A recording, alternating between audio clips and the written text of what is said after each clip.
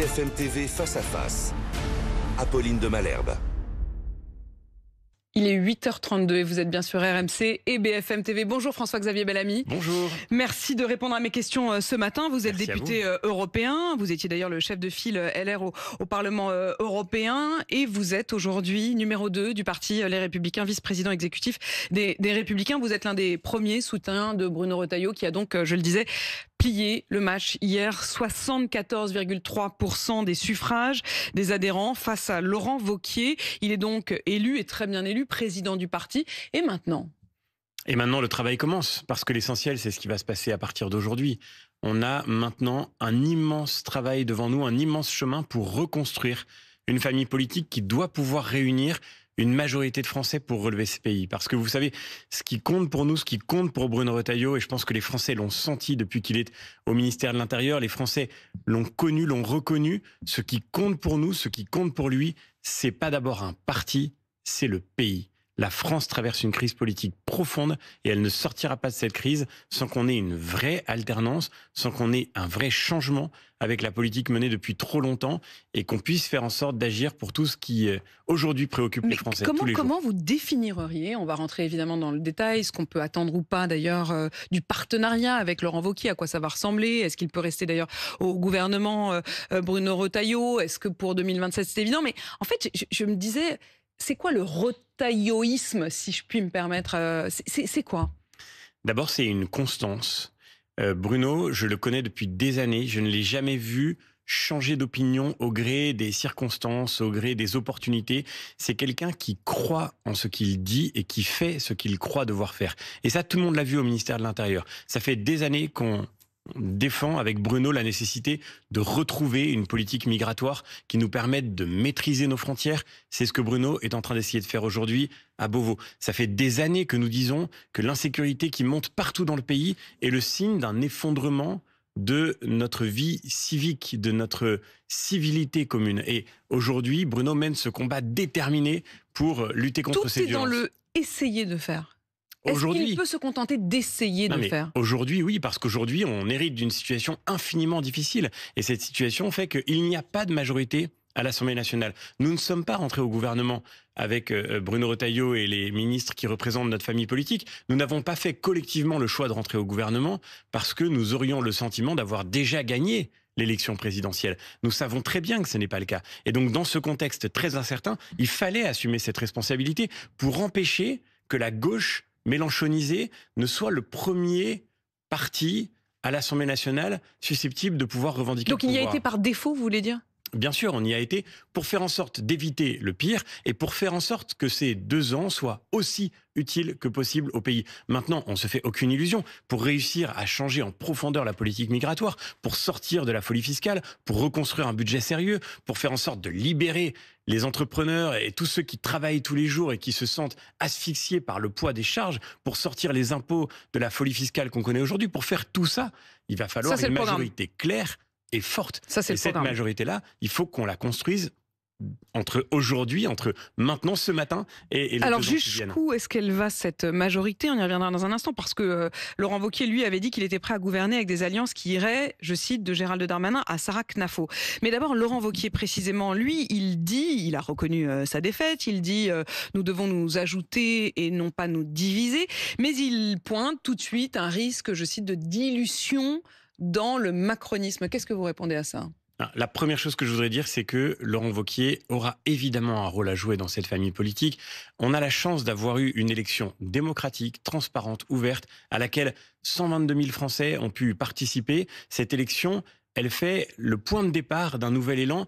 Et moi, je voudrais dire d'ailleurs à tous les électeurs de droite qui veulent contribuer à ce travail de reconstruction, c'est le moment de nous rejoindre. On voit qu'il y a un nouvel espoir qui s'est levé et on sera tous unis pour porter cet espoir. On nous a expliqué que ça allait être la division de la droite, que de nouveau on allait se déchirer, qu'il allait y avoir du sang sur les murs. Ça n'a pas été le cas. On a vécu un vrai débat, une vraie discussion à l'intérieur d'une même famille et maintenant cette famille est unie pour pouvoir reconstruire demain.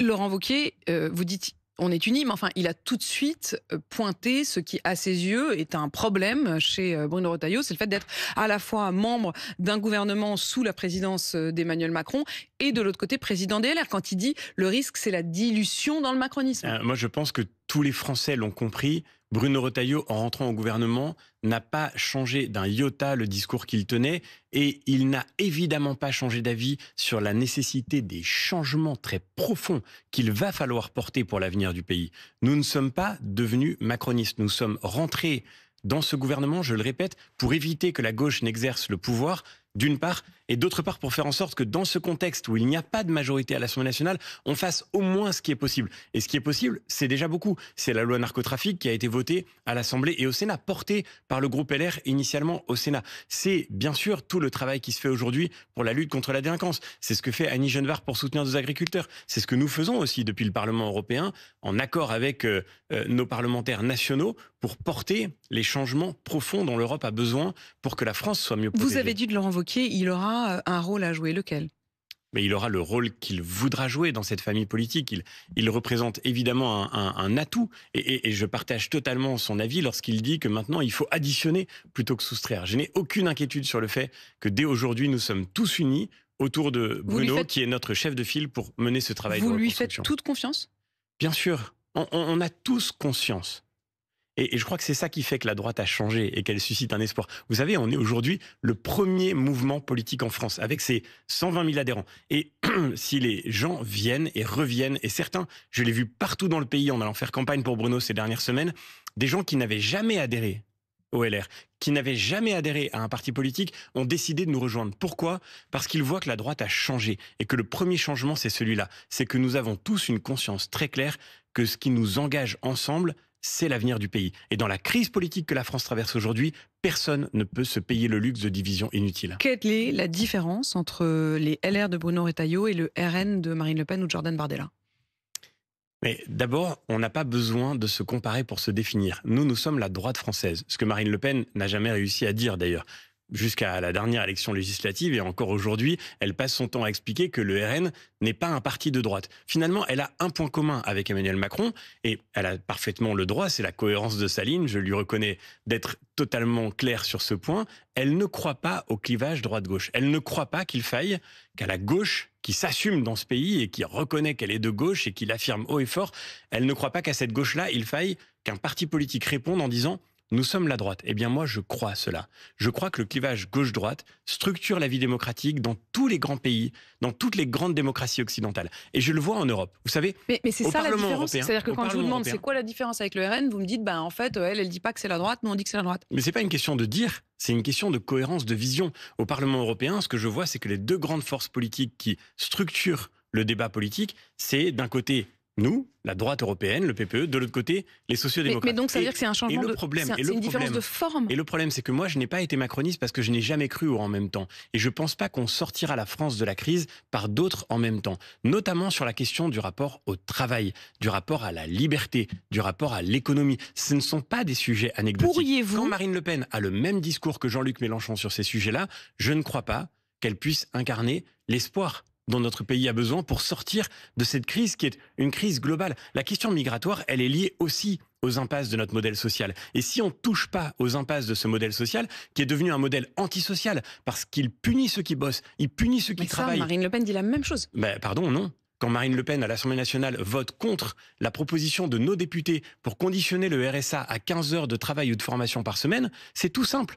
15 heures, vous touchez des aides de l'État, eh bien vous devez en contrepartie vous réengager pour pouvoir trouver un emploi. C'est la moindre des choses. Marine Le Pen vote contre ça. Donc non, pardon, ça n'est pas la même chose. François-Xavier Bellamy, lorsque le prédécesseur au fond de Bruno Retailleau, qui était Éric Ciotti, puisqu'entre-temps, il y a eu une sorte de vacance de la présidence des LR. Éric Ciotti, lui, il a dit on va s'allier avec le RN. Est-ce que cette option-là est absolument, totalement refusée par Bruno Retailleau et par vous, ou est-ce qu'elle est envisageable selon les circonstances ? Mais je pense qu'on a montré très clairement quel était notre choix à ce moment-là. Et moi, je crois que le rôle de notre famille politique, qui a traversé bien des difficultés, qui a souvent déçu, qui a souvent manqué à ses responsabilités, c'est de se reconstruire aujourd'hui pour mériter de nouveau la confiance des Français. Mais ça veut dire que vous dites non ? Et c'est ça, cette nouvelle page. Parce que l'avenir de ce parti, c'est pas de devenir le supplétif d'une autre formation politique. C'est pas de devenir l'auxiliaire ni du RN, ni de qui que ce soit d'autre. L'avenir de cette formation politique, c'est de réunir demain, de nouveau, une majorité de Mais alors Français maintenant, je vais vous poser autour la d'une question ligne dans- qui soit je vais claire. vous poser la question dans l'autre sens. Et je le redis, je dis pas ça pour un parti, je dis ça pour le pays, parce que c'est le seul chemin possible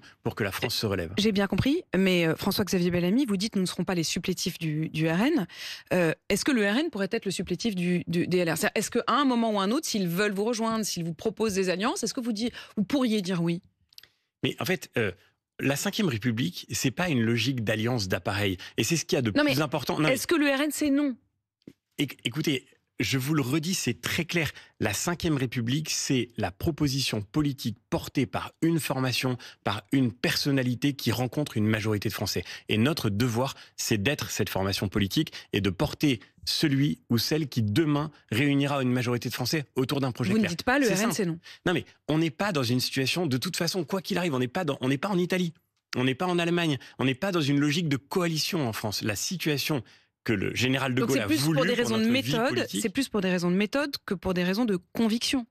Non, mais je viens de vous expliquer nos différences de fond avec le Rassemblement national. Je vais pas passer mon temps à expliquer pourquoi on n'est pas dans le même camp. Si j'avais pensé que le RN était l'avenir du pays, moi je porte pas de jugement moral. Je passe pas mon temps à insulter les électeurs et j'irai pas vous expliquer que les gens qui ont voté pour Marine Le Pen sont coupables de l'avoir fait. Je crois que notre devoir, c'est de les convaincre de revenir. Notre devoir, c'est de montrer que nous méritons leur confiance et que nous pouvons sortir ce pays de la crise. C'est ça le sujet. Mais maintenant, encore une fois, on va pas passer 1000 ans à expliquer pourquoi on est différent d'eux. Est-ce que pour si vous... on avait dû penser que le RN était l'avenir du pays, on aurait été au RN. On l'a pas fait. Voilà. On va reconstruire la droite. On est passé par bien des difficultés et maintenant un nouvel espoir se lève et ce nouvel élan, il va devenir, j'en suis sûr, une promesse pour l'avenir. Ça veut dire que pour vous, les choses sont évidentes. Désormais, Bruno Retailleau a la légitimité qui lui permet d'avoir le chemin pour 2027. J'imagine qu'il y aura des étapes supplémentaires, mais au fond, pour vous, il y a une légitimité. Cette élection a donné une légitimité à Bruno Retailleau. Une légitimité forte. Quand vous avez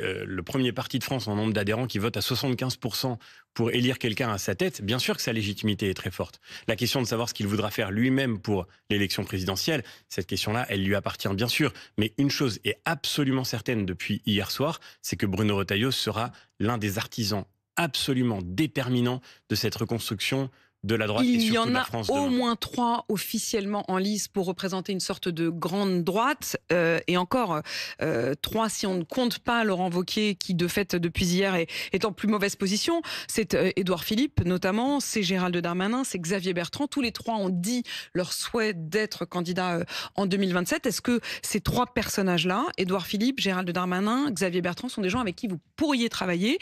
Est-ce qu'il faudra à un moment se départager? Mais mettons les choses à l'endroit. Ce qui compte le plus, c'est le projet. Ce qui compte le plus, c'est la ligne, c'est la vision. Et moi, je vous le redis, je n'ai jamais été macroniste parce que je n'ai jamais cru au en même temps. Et je pense que il suffit d'écouter les Français. Je vais partout dans le pays et je les entends parler de la situation de la France pour comprendre que demain, ils vont choisir en 2027 une alternance au macronisme et pas sa continuité. Le but, c'est de faire en sorte qu'on arrive à sortir de la crise que le pays traverse. Et je dis pas ça pour distribuer les mauvais points. Le but n'est pas de juger le passé. Le but, c'est de se tourner vers l'avenir. Mais pour incarner l'avenir, il faudra quelqu'un. Et je crois que Bruno a montré la voie hier par la confiance qu'il a suscité, quelqu'un qui n'est jamais varié. Bruno n'a jamais varié. Et cette constance-là, elle est la clé de la confiance retrouvée. François-Xavier Bellamy, dans le travail qu'il fait avec son autre casquette, celle de ministre de l'Intérieur, il y a, comme vous le disiez, il essaye de faire, je reprends l'expression que vous avez, utilisée, parfois il n'y arrive pas. Et il y a un certain nombre de points. Il avait effectué une liste de personnes sous OQTF jugées particulièrement dangereuses qu'il fallait renvoyer. Au moment où l'on se parle, ils n'ont pas pu être renvoyés. Jusqu'à quand est-ce que ça peut tenir le essayer de faire ?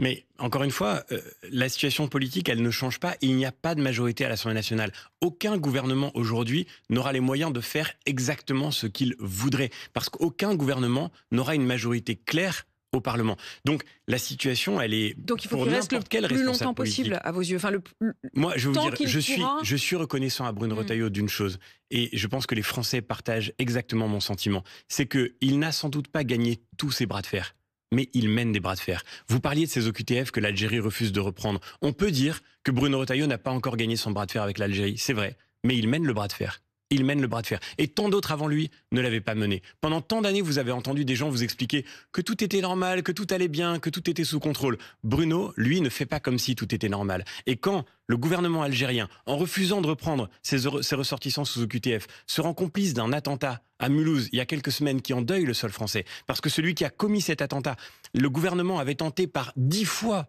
de le reconduire en Algérie. C'est donc le refus du gouvernement algérien qui produit cette insécurité qui ensuite frappe la France. Eh bien, je vais vous dire une chose très simple. Tant de gouvernants avant Bruno Retailleau auraient expliqué, circulé, il n'y a rien à voir. Lui dit, c'est inacceptable et on va tout faire et on va mettre la pression. Et la pression, elle continue d'être mise par tout le gouvernement d'ailleurs. Parce que les diplomates qui ont récemment été expulsés d'Algérie, à nouveau une deuxième vague de diplomates ont donné français lieu qui ont été à une expulsés. riposte du gouvernement français. Il faut qu'on continue dans cette voie jusqu'à ce qu'on obtienne les succès dont on a besoin. Vous estimez donc là-dessus que Bruno Retailleau a fait plié en quelque sorte, puisque plusieurs lignes étaient en concurrence en quelque sorte sur l'attitude à adopter vis-à-vis de l'Algérie. Vous estimez qu'aujourd'hui, c'est la ligne de Bruno Retailleau qui l'a emporté? Eh ben, pendant très longtemps, on prenait des claques et on disait merci. Aujourd'hui, c'est terminé. Et cette ligne-là, c'est celle du gouvernement, en effet. C'est certain. Vous ne tendez pas la joue gauche? Ah ben non, en politique, il vaut mieux pas. Vous savez, Max Weber, dans Le métier et la vocation de politique, explique qu'il y a une chose qui est la beauté des messages de l'évangile et une autre chose qui est la Donc réalité. il y a de le chrétien d'un côté et il y a le philosophe de l'autre. Et l'homme politique est plutôt du côté du philosophe. Non, ce qui est sûr, c'est qu'il y a d'un côté, évidemment, les convictions qu'il faut défendre, dit Max Weber. De l'autre côté, il y a l'expérience de la responsabilité. Et la responsabilité, ça implique, si on veut vraiment défendre nos convictions, ça implique de mener des combats. Et si nous voulons défendre nos convictions, il va falloir mener des combats dans les mois qui viendront. Et qu'en est-il sur la fin de vie? On sait vos convictions, elles sont aussi celles de Bruno Retailleau. Vous estimez que la loi telle qu'elle est en train d'être adoptée par l'Assemblée, la loi sur la fin de vie, est pour vous une loi qui refuse d'accompagner les plus faibles. C'est comme ça que Bruno Retailleau le dit. Si toutefois elle était adoptée, est-ce que ça fait partie des points sur lesquels Bruno Retailleau se dit je devrais mettre presque ma démission en balance? Est-ce que... Elle n'est pas adoptée. Et moi, je veux dire ma gratitude, ma reconnaissance à tous les parlementaires, les Républicains en particulier, à tous les parlementaires de tous les bords d'ailleurs, parce que dans tous les bords, il y a des élus qui aujourd'hui, à l'Assemblée nationale, alertent sur la dérive que représente cette loi. Et ça n'est pas pour des raisons qui appartiendraient à des convictions particulières, c'est seulement parce que nous voyons aujourd'hui la réalité dans la vie de notre pays, dans notre système de soins. Moi, ce qui me révolte, c'est qu'aujourd'hui, on voudrait faire croire aux Français que le choix est entre souffrir et mourir. On est au 21e siècle. On a plus de moyens que jamais pour soigner et soulager la souffrance. Et le vrai choix, ça n'est pas celui-là. Le vrai choix, il est pour notre société tout entière entre soigner ou laisser mourir. Moi, je crois que notre société, elle s'honorerait aujourd'hui de réinvestir dans notre système de soins, de soutenir les personnels soignants sur le terrain. C'est l'objet de la deuxième loi, c'est l'objet de la loi sur les soins palliatifs. Mais le Comité consultatif national d'éthique, qui s'était pourtant prononcé en faveur de l'euthanasie, avait dit qu'il serait absolument impossible de légiférer sur l'euthanasie avant d'avoir mis en œuvre une vraie application de la loi existante, la loi Leonetti Claes. Il y a une vraie inégalité du territoire face à la question de l'accès aux soins palliatifs. Cette inégalité est une injustice révoltante, encore une fois. Vous vous rendez compte qu'on parle là de ce qu'il y a de plus essentiel. Comment on est et comment on meurt. Ce sont les moments les plus importants de la vie humaine. La mort aujourd'hui, en France, est le lieu d'une injustice immense. Vous avez 21 départements dans lesquels il n'y a pas un seul lit de soins palliatifs. Vous avez des gens tous les jours qui auraient besoin des soins palliatifs, qui pourraient être soulagés de leur souffrance et qui n'y ont pas accès. Et quelle est la réponse que certains voudraient leur offrir aujourd'hui? Eh bien, vous inquiétez pas, on va vous montrer la sortie. Moi, je ne crois pas que ce soit ça, l'humanité, la dignité. Je ne crois pas que ce soit ça, la justice dont notre pays a besoin. Vous avez entendu la ministre de la Santé qui, elle, dit on va mettre un certain nombre de garanties, de garde-fous, s'assurer que la personne est totalement lucide, que ce n'est pas le médecin seul qui décide.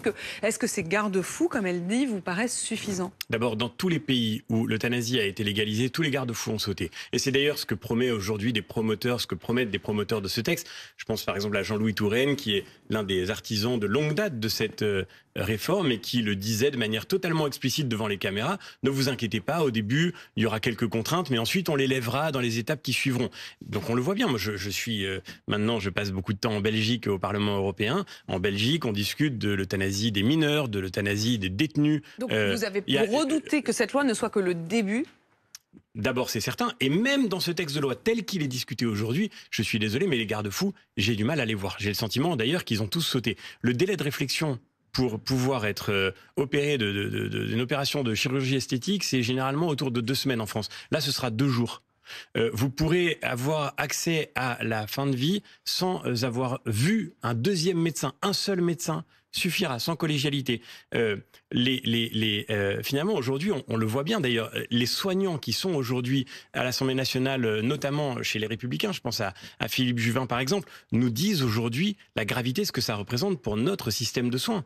Pour faire une opération des dents de sagesse, vous avez besoin de signer un formulaire de décharge. Là, vous n'aurez pas besoin de signer un papier. Pour la mort administrée, il suffira seulement d'un consentement oral. Est-ce qu'on est vraiment certain de vouloir s'engager dans cette voie ? Pour ma part, je crois que c'est au contraire le danger qui est devant nous. Merci François-Xavier Bellamy d'avoir répondu à mes questions ce matin. Député européen, vice-président des Républicains. Il est 8h52 sur RMC.